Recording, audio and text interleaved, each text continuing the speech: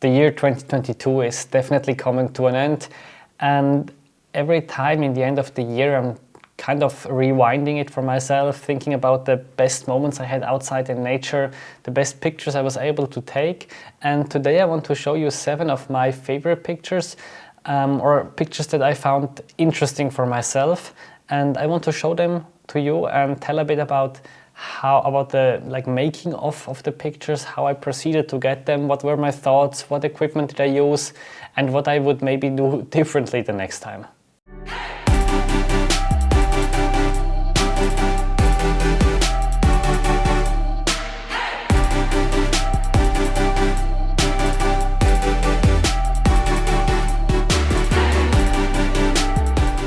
So I ordered all the pictures chronologically throughout the year, and let's start with this coot that I took early 2022 in Switzerland. And it's not a very special picture, I would say. It's not a rare bird, and probably you have seen something like this before. But for me it was kind of an important lesson, or a nice lesson, let's say, because I was going to the same place a couple of times already in the evening with overcast weather or like a tiny bit of light from behind me. And I got all these nice pictures with this yellowish brown background, quite normal. And at some point I remember I was just like, it's the same picture every day basically. Next time I will try to go in the morning when I have backlit. So I did that. I went a couple of times and it worked out really nicely. But there are some challenges with backlit. So if you go in the evening, in general, you can go there in the afternoon, you can scout a bit, you can check where the birds are, how they are behaving, and then as the light gets better, you can prepare yourself to take the shot. If you go there in the morning, it's basically dark, then it quickly gets bright and nice. You have nice light, and especially if you shoot backlit, 20 or 25 minutes later, the whole show is over.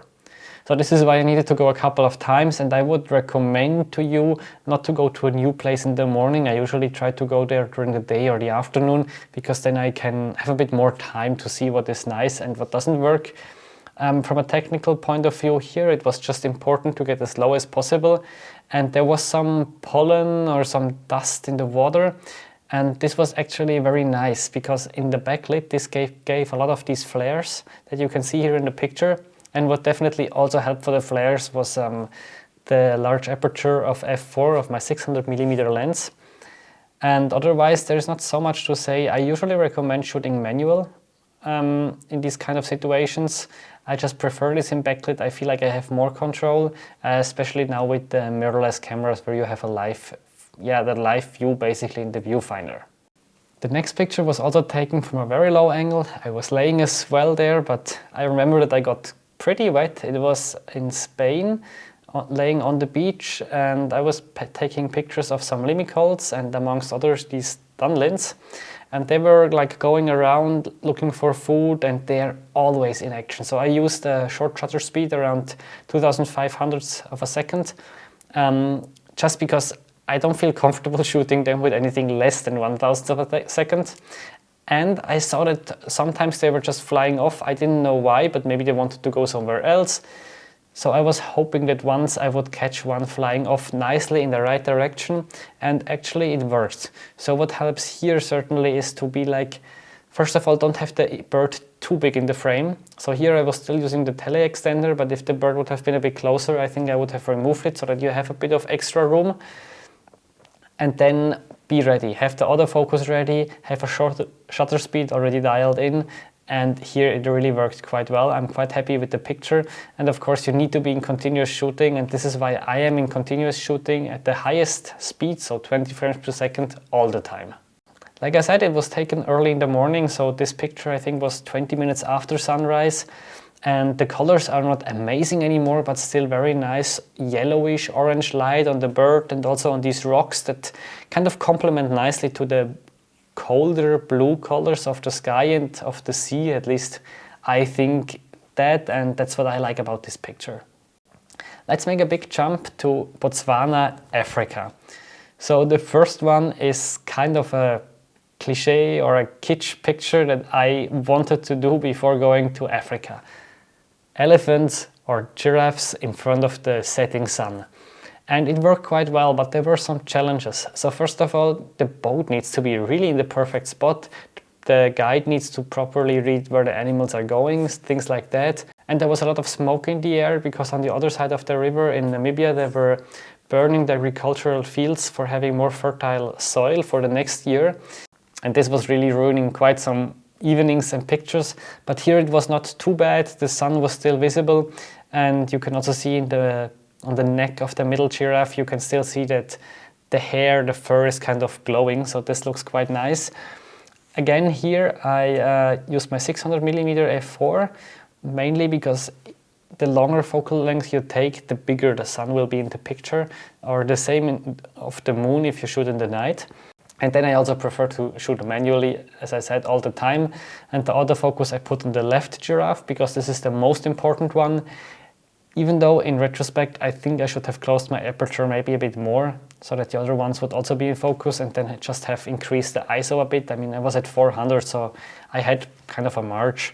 But yeah, you're always smarter in retrospect, but I think it didn't turn out too bad. Before I went to Africa, I wanted to try some new things there. Some things that have maybe tried once or twice, but I was not really comfortable with them. These are like high keys, low keys, detail shots, black and white. So I had this in my mind that I want to try some of these things out if the light is not really in my favor for a classical shot. But I still found it quite hard to read the situation. I improved, I think, a lot during these 14 days, but especially in the beginning, I found it quite challenging. So I was very happy in this shot that Charles gave me some hints of what I could do, some ideas, because this crocodile was sitting on this trunk that came out of the water, and it was just sitting or laying there for the whole morning we were there. So it was there sleeping, sometimes opening the eyes a bit, and we just, with the boat, we passed it I think 10 times just to get a nice shot. And after a while I had the kind of standard shot with my 600mm lens with a nice out of focus background and everything. So I wanted to try something new, and then Charles gave me the idea, try a low key when we pass it. So I dialed in, or you could dial in a negative exposure. I just manually adjusted to have it underexposed quite a bit. And then it's quite tricky because if you just approach the crocodile and you take pictures all along, from one picture to the other, it's not changing so much. But if you kind of pass the crocodile and you want to take it really when you are vis-a-vis, like opposite with each other, then it was quite hard to get this perfect moment, because then suddenly this moment was passing very quickly. And also from the autofocus, it's quite challenging because if the viewfinder is dark, it's harder for me to see where the focus is. And second of all, the animal eye detection focus is just not working in this situation. There's too many, like, how they call it in English, not spikes, but these, these small things on the skin of the crocodile that the camera apparently look like eyes.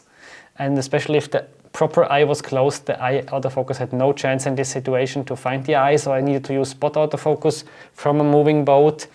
Was not so easy, so I decided to use the 100 to 500mm just because I'm a bit more flexible than with the big 600mm. So I'm quite happy with this one. It's not my favorite shot ever, but I was happy I stepped out of my comfort zone and tried something new. Before we went to Africa, I also asked my friend Marco, do you think it's possible, if we're in the Delta, where we are quite isolated, to take some pictures of the Milky Way one day?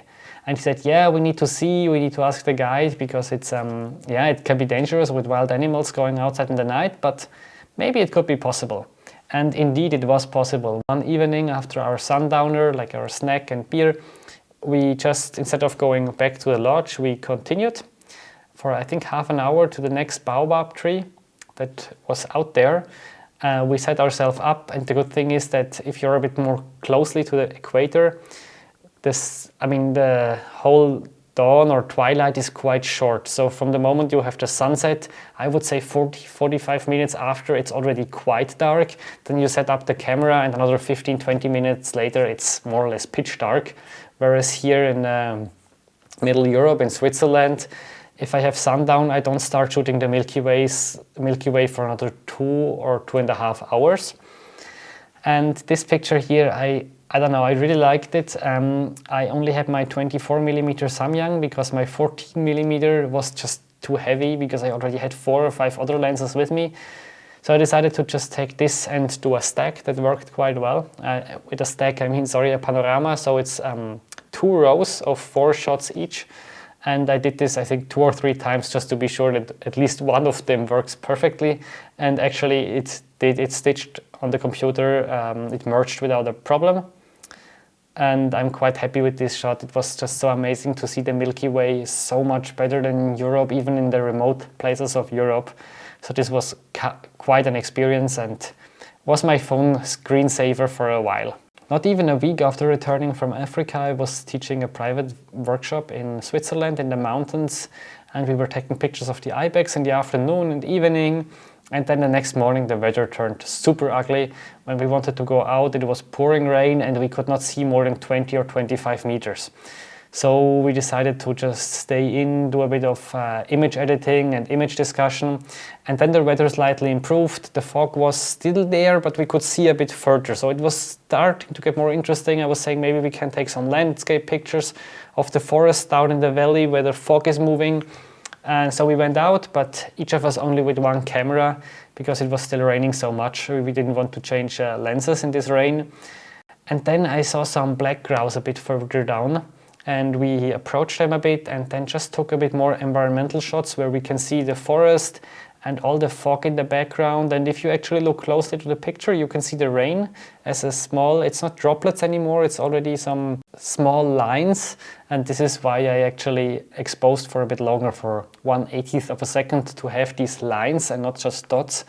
And yeah, I really like this picture. For this, my 100 to 500 was really good use again. So overall, I'm glad that I pulled the trigger and bought this lens last summer. Let's stay with the autumn picture, but 1 month later, end of October, again in the Alps, a wide angle landscape picture. It was a beautiful day and I was testing my new RF 14 to 35 with my new tripod. And I wanted to take some pictures of this mountain lake in the morning, but it was not really working with the light. There was no clouds behind the lake, so there was basically no afterglow, or I don't know how you call this in the morning. It's not really an afterglow, but the sky was not really turning red. And there it turned out to be really valuable that I scouted a bit before in the afternoon, and I knew that a bit more to my left there was this small creek. So I went to this one because I really liked how there is this creek, and then you can kind of see that after a few meters it's going straight down as a waterfall, and then like you can see the valley that spans until the horizon where you have another chain of mountains. And I kind of wanted to capture all this, and the sky was starting to get a bit more intense. It was, as you can see, not super intense, but still kind of a nice mood. And yeah, I put the tripod in the river and I tried to have the river and the rocks in the foreground kind of big. So this is why I went with 18 millimeters and not, for example, 24. On the other hand, I didn't want to put like 14 millimeters because then the mountains in the background would just look so tiny and not impressive anymore. So for me, it's always a bit difficult to, kind of find the balance here. So I think that's it for today, or actually for this year. Thanks for watching my videos, for subscribing to the channel, and I also have now a channel membership where you get some free wallpapers and other stuff, and you support me doing these videos. So thanks a lot, and I wish you all the best for the next year, and see you then.